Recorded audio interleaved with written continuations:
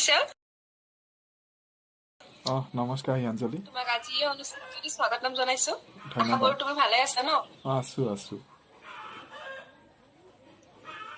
বিশাল তোমাক আজি আমি তোমাৰ লগত কিছুমান কথা পাতিবলৈ তোমাক আমন্ত্ৰণ জনাইছিলো তোমাৰ অভিজ্ঞতা তুমি এতিয়ালৈকে যিখিনি অভিজ্ঞতা আহৰণ কৰিলা তাৰে বিষয়ে আজি আমি অকণমান কথা পাতিম বিশাল প্ৰথমে তুমি কোৱা তোমাৰ শৈশৱৰ বিষয়ে অকণমান আমাক কোৱা তোমাৰ জন্ম লোৱা ঠাইখন তুমি কেনেকে ডাঙৰ হ'লা তোমাৰ ডাঙৰ হওঁতে তোমাৰ কিবা শৈশৱ কালত তেতিয়া মিঠা কিবা স্মৃতি তোমাৰ যদি আছে এতিয়া তোমাৰ মনলৈ আহি থকা আমাক অকণমান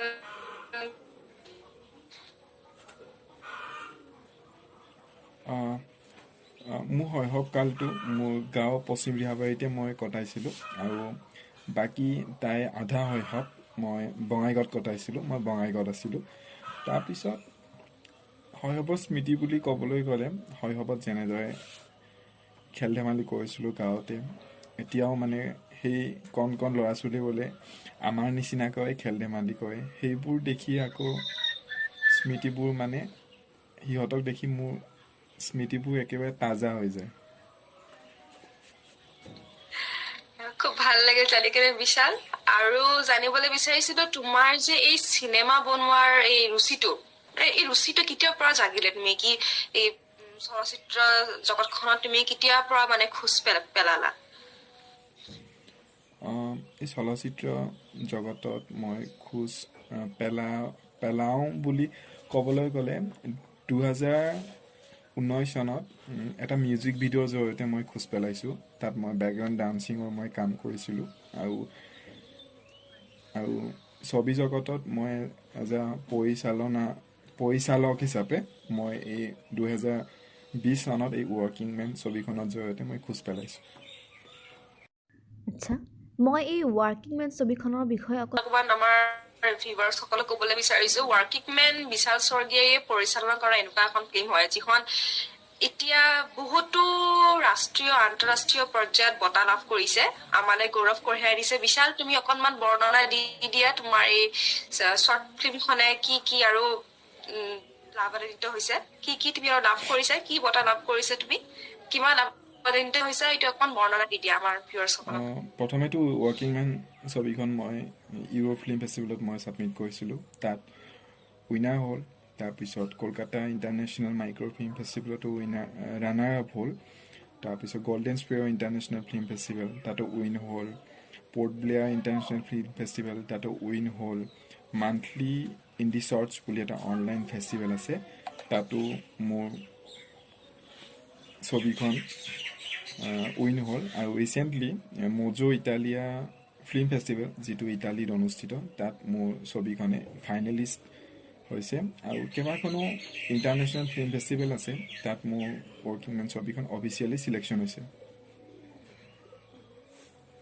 তুমি কেনেকে গম পালা কি এইবোৰ প্ৰতিযোগিতা হৈ আছে বা তুমি যেনেকে এই জমাবোৰ যে দিয়া মানে কেনেকে জমা দিয়া তুমি কেনেকে গৈ পালা সেইটো পৰ্যায়লৈ এইটো মানে অকমান আমাক শিকাই দিয়া আমাৰ নৱপ্ৰজন্মে যাতে সেইমতে তোমাক তোমাৰ গাইডেন্সেৰে গৈ কেনে নিজেও কিবা এটা কৰিব পাৰে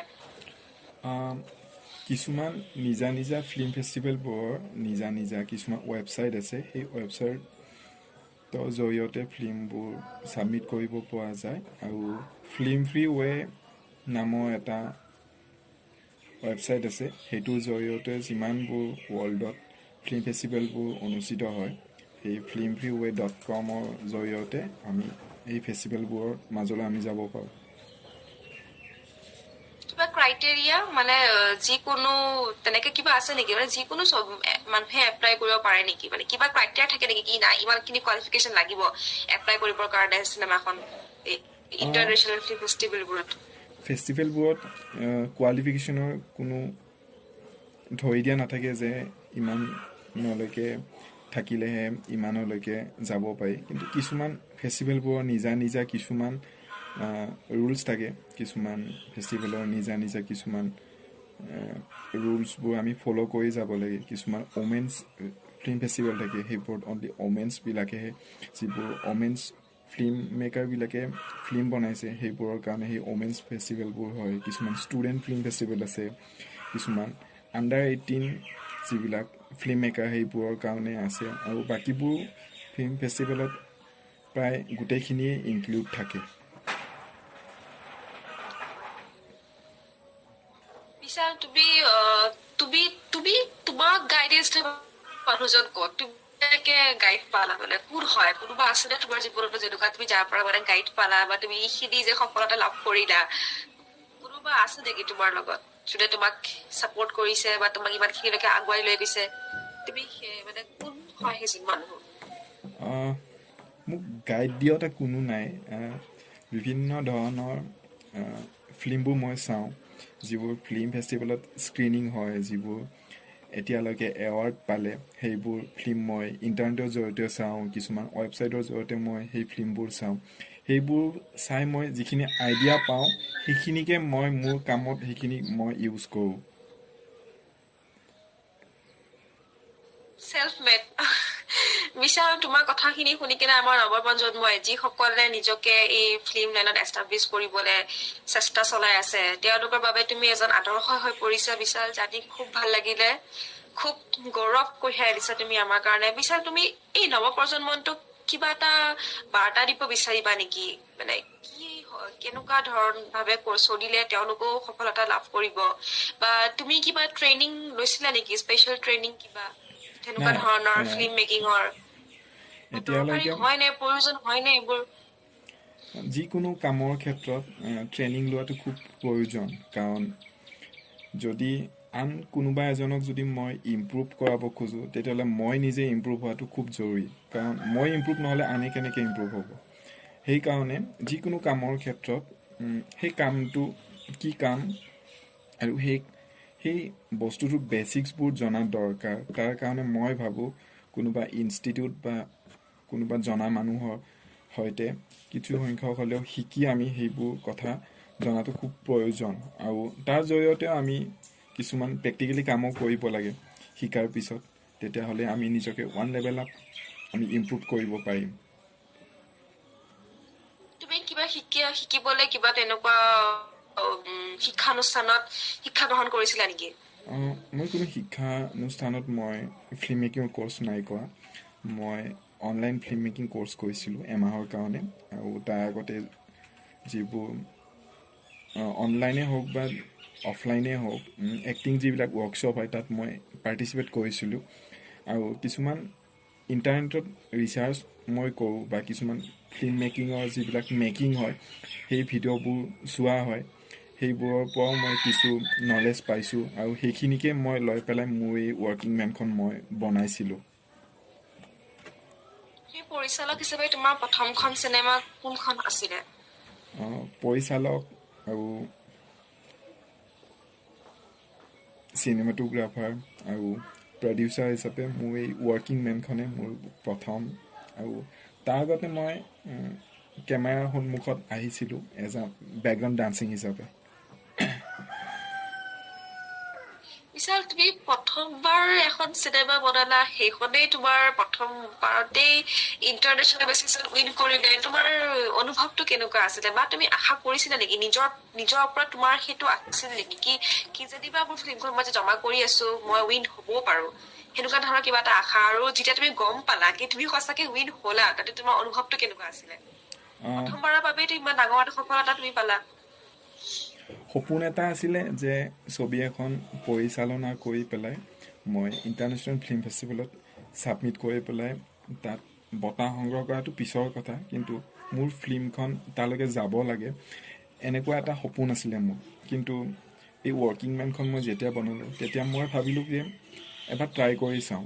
ৰিজাল্টছ কি হ'ব সেইটো মই নাজানো, সেইটো পিছৰ কথা। তথাপিও ট্ৰাই কৰি চোৱাটো এটা ভাল, কাৰণ কিবা নহয় কিবা এটা হ'লেও মই তাৰ পৰা শিকিব পাৰিম যে মোৰ ফিল্মখন যোৱাৰ পিছত কেনেকুৱা কি পৰিস্থিতিৰ সন্মুখীন হয়। কিছু সংখ্যক হ'লেও মই তাৰ যি প্ৰেক্টিকেলি কাম কৰিব আৰু প্ৰেক্টিকেলি কাম কৰা আৰু কোনোবা মুখে মুখে শুনাৰ মাজত বহুত পাৰ্থক্য থাকে। ঠিক তেনেকৈ ময়ো এইটো প্ৰেক্টিকেলি মই ছাবমিট কৰিলোঁ। তাৰ ৰিজাল্টছটো কি হ'ব মই নাজানো, পিছৰ কথা। মই চালোঁ কি হ'ব, সেইটোৱে আৰু। বাকী অকমান অনুভৱটো বৰ্ণনা কৰি দিয়া, পিছৰ অনুভৱটো যেতিয়া তুমি মানে লাভ কৰিলা, প্ৰথমটো বঁটা লাভ কৰিলা, আন্তঃৰাষ্ট্ৰীয় পৰ্যায়ত তোমাৰ কেনেকুৱা আছিলে? আমাৰ আৱেগিক হৈছিলে নে? প্ৰথমেতো তেওঁলোকৰ পৰা যেতিয়া মই খবৰটো পালোঁ, যেতিয়া মোক ইমেইল কৰিলে, তেতিয়া মই ভবা নাছিলোঁ যে কি ৰিজাল্টছটো কি। তেতিয়া মই তেওঁলোকৰ ৱেবছাইটত গৈ মই চেক কৰিলোঁ, কিছুমান তেওঁলোকৰ ছ'চিয়েল মিডিয়া আছে তাতো মই গৈ চেক কৰিলোঁ।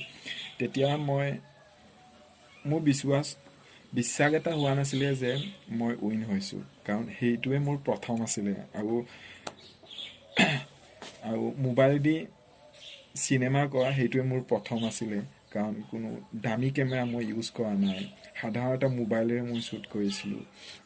তেতিয়া আৱেগিক মই হোৱা নাছিলোঁ, তথাপিও মনত এটা আনন্দ আছিলে। সেই ডক্তৰ আৰু ৰোগীৰ মাজৰ যিটো সম্পৰ্ক, ডক্তৰ এজনে ৰোগীজনক চাই তেতিয়া ৰোগীজনে যেতিয়া সুস্থ হয়, তেতিয়া ডক্তৰৰ যিটো আনন্দ, লগতে পৰিয়ালৰ যিটো আনন্দ, ঠিক তেনেকৈ কোৱা এটা আনন্দ মই পাইছিলোঁ।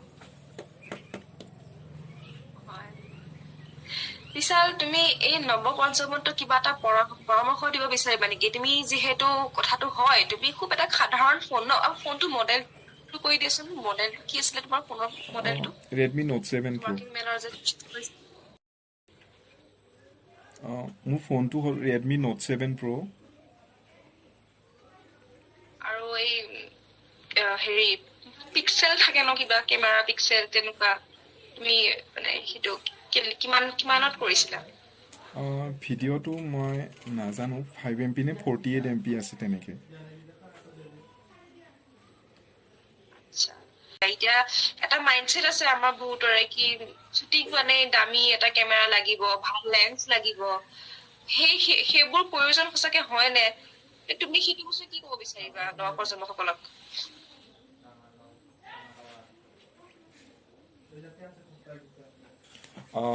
কি প্ৰয়োজন হ'ব চিনেমা এখনৰ কাৰণে? বহুতে ভাবে যে মোৰ হাতত দামী কেমেৰা নাই, মই শ্বুটিং কৰিব নোৱাৰিম। যদি আমি কোনোবা যদি খুব ডাঙৰ অভিনেতাক যদি আনি পেলাই মোবাইলেৰে আমি ৰেকৰ্ডিং কৰোঁ, তেতিয়াহ'লে মানুহে পিকচাৰটো নাচাব, তাৰ অভিনয়টো চাব, যে তেওঁ কি অভিনয় কৰি আছে।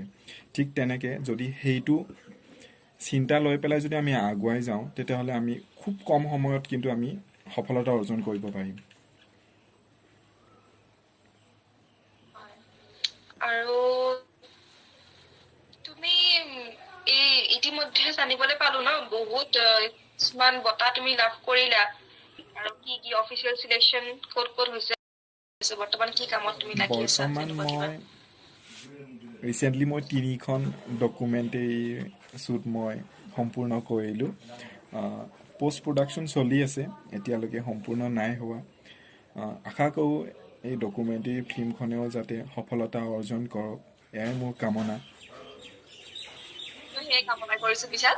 আৰু তোমাৰ এই ৱৰ্কিং মেনখন আমি মানে এই জনতাই কৰবাত উপভোগ কৰিব পাৰিম নে?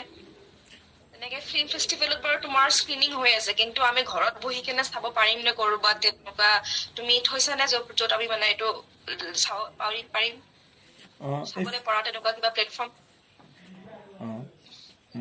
মই ভাবিও আছোঁ যে কিছুমান ৱেবছাইটৰ জৰিয়তে মই মোৰ ফিল্মখন দৰ্শকৰ মাজলৈ পঠিয়াবৰ কাৰণে, আৰু কিছু পৰিমাণৰ যদি তাত সম্ভৱ নহয় ৱেবছাইটৰ জৰিয়তে, তেতিয়াহ'লে মই মোৰ ইউটিউব চেনেলতে মই প্ৰিমিয়াৰ কৰিম। খুব ভাল কথা বিশাল। আৰু তুমি সঁচাকে নৱপ্ৰজন্মৰ কাৰণে এটা আদৰ্শ। তুমি এইটো বস্তু আমাক শিকাইছা কি মন থাকিলে সকলোৱে মানে পচিবল। তেনেকুৱা উইক হবাৰটোৱে সকলো ন, এটা ভাল মন থাকিলে। আৰু তেনেকুৱা দামী বস্তু বা দামী তেনেকুৱা ফেচিলিটিজ লাগিব বুলি কথা নাই। বিশাল, আৰু তোমাৰ ভৱিষ্যতলৈ আৰু কি ভাবিছা তুমি? কেনেকে আগুৱাই যাবা? তুমি ডান্সো কৰা, ডান্স কৰা, সেইটো ক্ষেত্ৰতো তুমি আগুৱাই গৈ আছা বুলি আমি শুনিবলৈ পাইছো বিশাল। বিশাল, এই অলপমান নেটৱৰ্কৰ প্ৰব্লেম হৈ আছে, বা কভিডৰ কাৰণে যিটো বাহিৰত অৱস্থা, সেইটো কাৰণে আমি এনেকেই তোমাক লগ পাবলৈ মানে আমি কি ক'ব আৰু, বেলেগ উপায়ো নাই যিহেতু ন।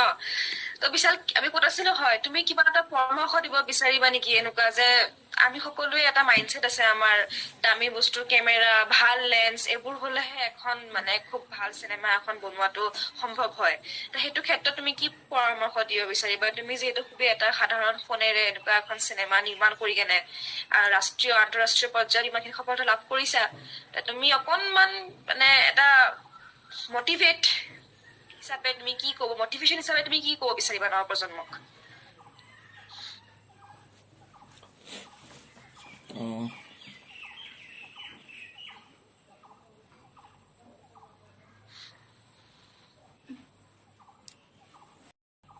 বহুতেই ভাবে যে মোৰ হাতত দামী বস্তু নাই, দামী কেমেৰা নাই বা দামী কিছুমান লেপটপ নাই।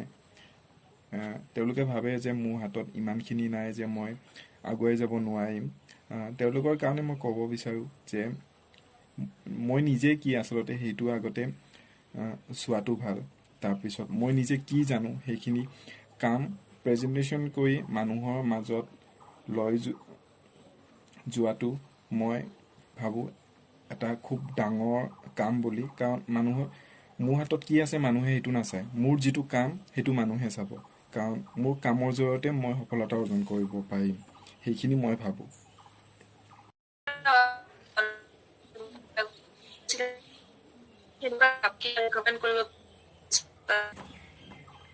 চাউণ্ডটো মই শুনা নাই হিয়াঞ্জলি, আৰু এবাৰ ক'বাচোন। বিশাল তুমি দিবা নেকি কিবা কোৰ্চৰ প্ৰজন্মক অনলাইন কোৰ্চ কৰা বুলি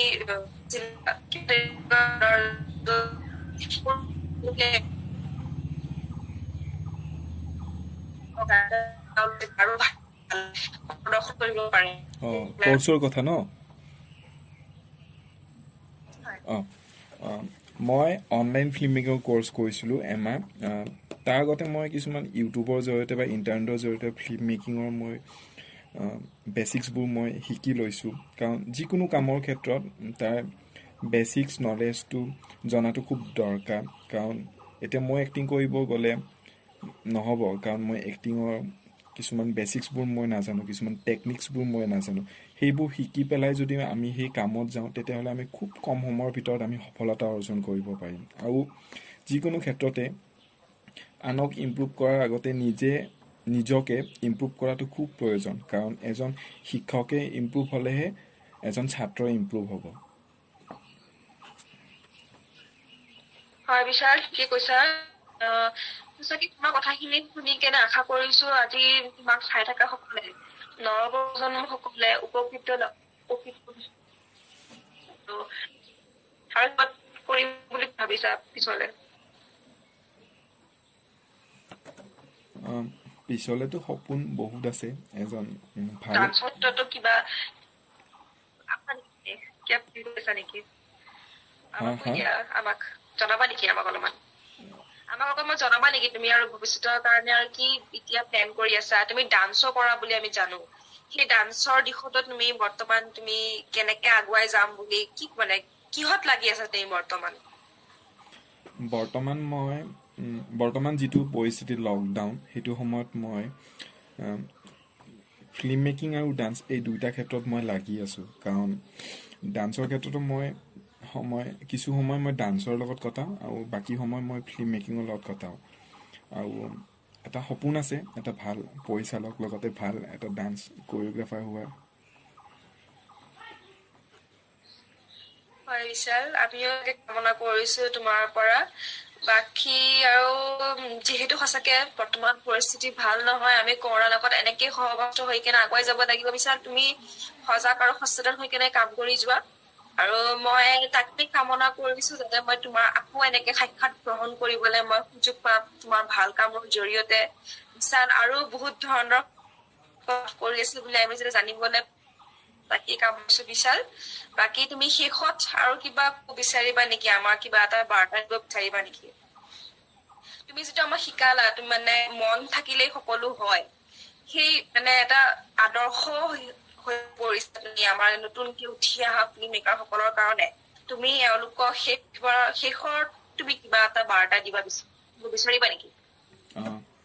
হয়, মানুহৰ যিটো ইচ্ছা শক্তি যিটো উইল পাৱাৰ সেইটো খুব এটা ডাঙৰ বস্তু যদি মই নাযাওঁ বুলি কওঁ তেতিয়াহ'লে কোনেও মোক নিব নোৱাৰে যদি মই যাওঁ বুলি কওঁ তেতিয়াহ'লে যিমান বৰষুণ দি থাকিলেও মই তালৈকে যাম সেইটো হৈছে মানুহৰ উইল পাৱাৰ লগতে প্ৰতিভা চবৰে আছে জানো কিবা নহয় কিবা এটা প্ৰতিভা থাকে মানুহৰ সেই ক্ষেত্ৰত নিজৰ প্ৰতিভাটোৰ লগতে নিজৰ শিক্ষাটোও খুব প্ৰয়োজন শিক্ষাটোকো বাদ দিব নালাগে লগতে প্ৰতিভাটোকো ৰাখিব লাগে আৰু সেই প্ৰতিভাটোক কেনেদৰে মানুহৰ মাজত আমি লৈ যাম সেইটো নিজৰ ওপৰত নিৰ্ভৰ কৰে আৰু এনেকুৱা নহয় যে মোৰ আজি ইমানখিনি মই শিক্ষা গ্ৰহণ কৰিলোঁ মোৰ প্ৰতিভাও আছে গতিকে মই শিক্ষাটো বাদ দি দিম সেইটো নহয় দুইটা বস্তু জীৱনত খুব প্ৰয়োজন প্ৰতিভাটোও প্ৰয়োজন শিক্ষাটোও প্ৰয়োজন কাৰণ প্ৰতিভা আছে মানে মই আছোঁ সেইকাৰণে মই ভাবোঁ নিজৰ যিটো প্ৰতিভা সেইটোকো জীয়াই ৰাখিবলৈ চেষ্টা কৰিব লাগে বিশাল খুব ভাল লাগিল তোমাৰ লগত কথা পাতি বহুতখিনি কথা আমি শিকিব পালো বহুতে তোমাৰ পৰা আজি তোমাৰ এই সাক্ষাৎকাৰটো শুনি কেনে বহুত নিশ্চয় লাভৱান হৈছে বিশাল আজিলৈ বহুত বহুত ধন্যবাদ তুমি ইমানখিনি তোমাৰ ব্যস্ততাপূৰ্ণ সময়ৰ মাজত যে তুমি মোক ইমানখিনি সময় দিলা তালৈ বহুত ধন্যবাদ বিশাল আজিলৈ ইমানখিনি ভালে থাকিবা বিশাল আকৌ লগ পাম থেংক ইউ হিয়াঞ্জলি থেংক ইউ